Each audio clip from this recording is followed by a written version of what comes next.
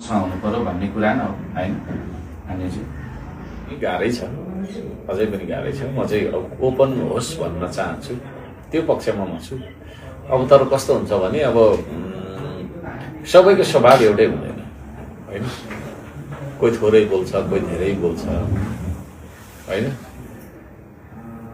कोही दुई ढिँडी अखबारे खोर्सानीसँग भात खान्छ, कोही अलिकति खोर्सानीले कुरा गर्छ, रालसिङ्गार हुन्छ होइन।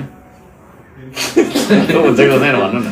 त्यसले गर्दाखेरि यो विभिन्न खालको अवस्था र विभिन्न खालको स्वभावहरू हो।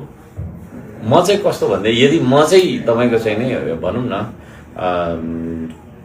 सरकार प्रमुख यदि भइदिएको भए म चाहिँ अलिकति धेरै ओपन हुन्थेँ जस्तो लाग्छ मलाई चाहिँ होइन। ताकि सर्वसाधारण मान्छेहरू पनि यसो चाहिँ नि मौका होइन आउने के हो कता भेट्ने सरकार, छुन सक्ने सरकार, बोलाउँदा होइ भन्ने सरकार, बोल्ने सरकार, त्यो सहजता मलाई हुन्थ्यो। अब यहाँ थुप्रै मान्छेले मलाई चाहिँ नै म्यासेज पठाउनुहुन्छ होइन। उहाँको केही न केही समस्या छ, यस्तो भनिदिनु पर्यो, यस्तो बोलिदिनु पर्यो, यहाँ म अन्यायमा परेँ यस्तो भनेर आएकै चाहिँ यहाँ पनि आइरहेछ होइन। उठाउँ भने त्यही हुन्छ। म कहीँ न कहीँ यसरी ठगिएँ, केही न केही भयो भन्ने कुरा छ। भन्नुको मतलब यत्रो धेरै मान्छेले आशा के गर्नु भएको छ भने हर्क साम्पाङ चाहिँ मुखर मान्छे हो, इजी टु एक्सेस होइन। तर अब यो फोन आएकै गर्दाखेरि अब यता बोल्नु कि यो उठाउनु भन्दा यता चाहिँ मैले धेरै प्रायोरिटी दिन्छु, जो चाहिँ मेरो सामुन्नेमा हुनुहुन्छ।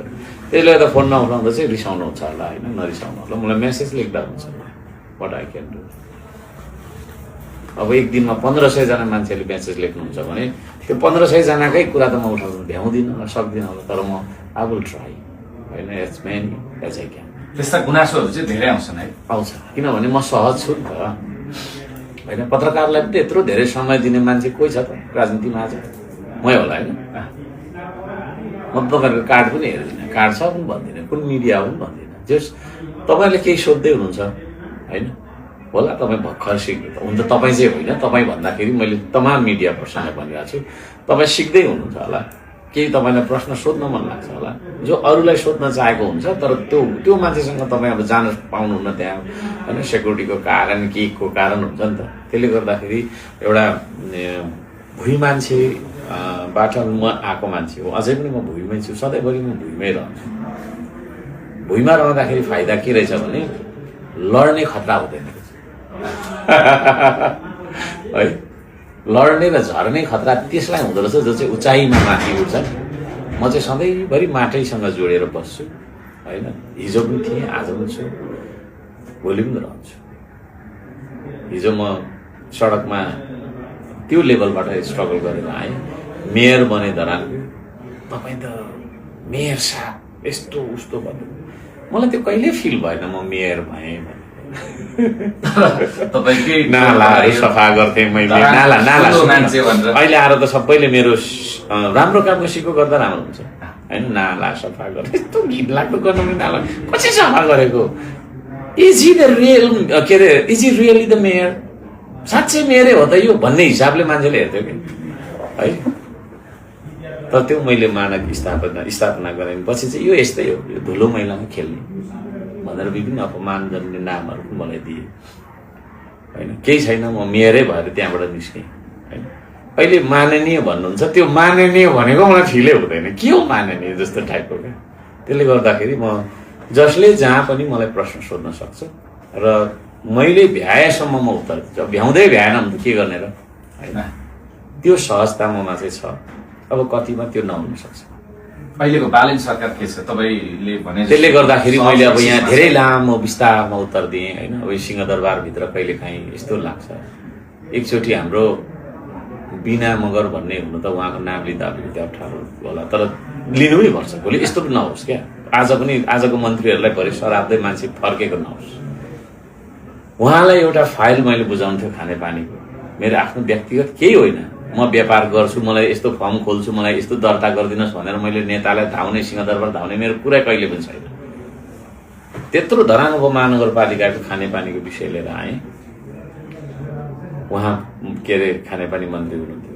7 दिन म तपाईँको चाहिँ के अरे लजमा बस्नु, भरै भोलि भ्याउनुहुन्न, भरै भोलि। अनि मेरो पालो रिस उठेर त्यो फाइल जुन फाइल मैले लिएको थिएँ अब यस्तो खालको फाइल हुन्छ नि त त्यो खरानी कलरको फाइल हुँदैन नि त त्यो फाइलमै मैले खानेपानी मन्त्री मुर्दाबाद लेखेर त्यो गेटमा उभिएँ पुलिसले घोक्राउँदै मलाई परेर लग्यो भरे छोडिदियो पर लग्यो यस्तो नगर्नु आइन्दा गोली हान्दिन्छ तँलाई भनेर है त्यो सिंहदरबारमा यस्तो देखाउनु मिल्छ त्यो रिस्ट्रिक्टेड एरिया तँलाई गोली पनि लाग्न सक्छ भनेर हकारेर पारेर पठायो खिन्न भएर गएँ त्यो दिनहरू सम्झिन्छु क्या त्यो खालको व्यवहार त तपाईँलाई धेरै भएको छ धरानमै पनि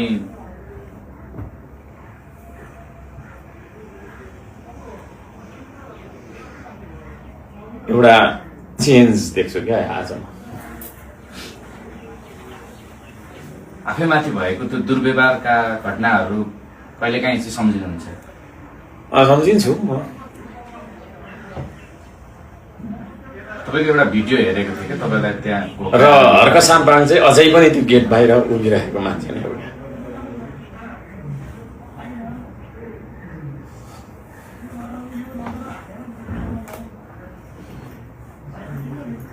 जनताको मुद्दा बोकेर हिँड्दाखेरि अपमानित भएको त्यो घटनाले अझै पनि तपाईँलाई पिराउँछ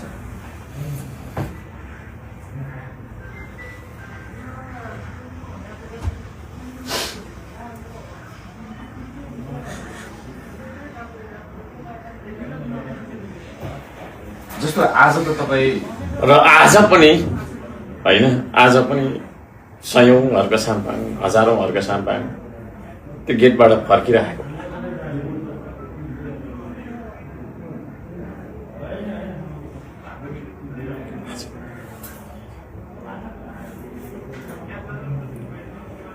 र म चाहिँ वास्तवमा तिनै मान्छेहरूको आवाज लिएर यहाँ छु क्या सरकार डाउन टु अर्थ हुनु पर्यो सबैको पहुँचमा हुनु पर्यो भन्ने कुरा न हो होइन हामीजी